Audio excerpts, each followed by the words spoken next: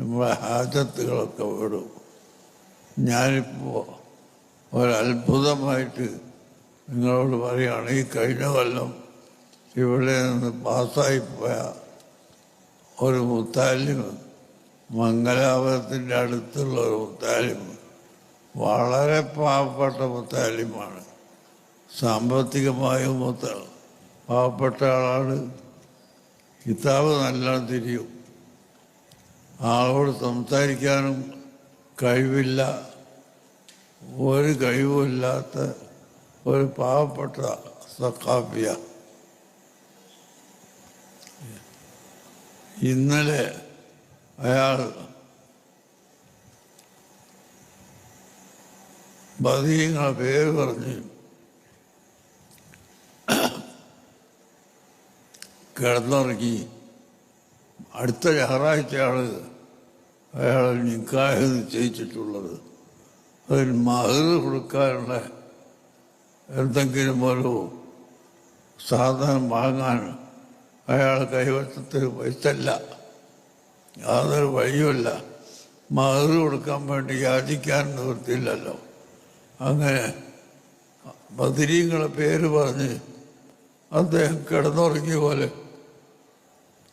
കിടന്നുറങ്ങിയപ്പോൾ ഉടനെ തന്നെ എന്നെയാണ് സ്വപ്നത്ത് കാണുന്നത്. കണ്ട് ഞാനവരോട് പറഞ്ഞു, നീ നാളെ അങ്ങോട്ട് മർക്കത്തിലേക്ക് വാ, ഞാൻ തരൂ എന്ന് പറഞ്ഞു അവൻ പറയുന്നത്. ഇവിടെ ഇന്ന് വന്നപ്പോൾ ഇവിടെ 2 അതിഥികളുണ്ട്. ആ അതിഥികൾ എന്നോട് സംസാരിച്ചുകൊണ്ടിരിക്കുകയാണ്.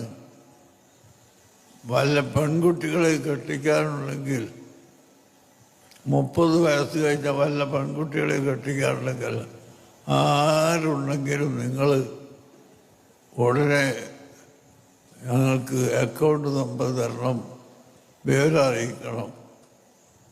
അപ്പം ഞാൻ ഇങ്ങനെ ഒരു സംഭവമുണ്ട്, ഒരു കുട്ടി മഹർ കൊടുക്കാൻ കാശില്ലാതെ എന്ന്.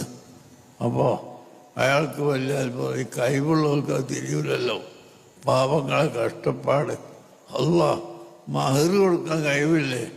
എന്നാൽ അവൻ വിളിക്കുന്നവനെ ഉടനെ വിളിച്ച് 2 ലക്ഷം ഉറുപ്പിക അപ്പോൾ തന്നെ മഹർ വാങ്ങാൻ എഴുതി കൊടുത്ത് മധുരികളെ പേര് പറഞ്ഞ് ദ്വാരം കിടന്നുറങ്ങിയതാ. അപ്പോൾ ഞാനിങ്ങോട്ട് വരാൻ പറഞ്ഞതാവും പറയുന്നത് ഉറക്കത്ത്. നേരം വെളുത്ത് ഇവിടെ എത്തി. അപ്പോഴേക്ക് എന്നെ കാണുമ്പോഴേക്ക് ആ 2 ലക്ഷം കൊടുക്കാനുള്ള ആളെയും അല്ലാഹു തആല ഇവിടേക്ക് അയച്ച്. ഇങ്ങനെ ദുനിയാവിൻ്റെ കാര്യവും ആഖിറത്തിൻ്റെ കാര്യവും എല്ലാം അല്ലാഹു സുബ്ഹാനഹു വ തആല എളുപ്പമാക്കി തരും അസ്മാഉൽ ബദർ കൊണ്ട്. അതുകൊണ്ട് എല്ലാവരും അസ്മാഉൽ ബദർ ചൊല്ലിയാൽ അത് വളരെ ഉപകാരപ്രദമാകുമെന്ന് ഞാൻ നിങ്ങളെ ഓർമ്മപ്പെടുത്തുകയാണ്.